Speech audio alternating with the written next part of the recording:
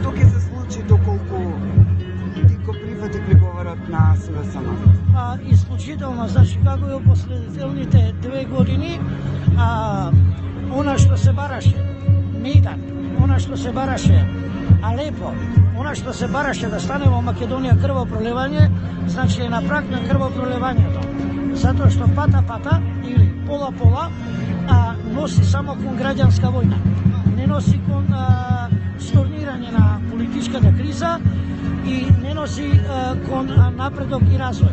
Напредокот и развојот беа прекинати со интервенција на невладини организации, Социјалдемократскиот сојуз, кои тргнаа да ја растураат цела градба на Македонија, почнувајќи значи од политичката, завршувајќи веќе 2 години и со економската криза.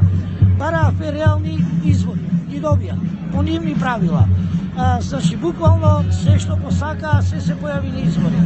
И на крајот не го признаваат поразот. Тоа е повеќе од секое граѓанско трпение.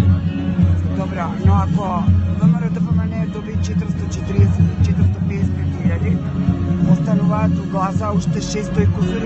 Дали гласа уште 600 и кусури илјади или имаме негдека повеќе од 200 и нешто неизлезени, 200 и нешто илјади неизлезени и понатаму по малите партии негдека околу 100.000.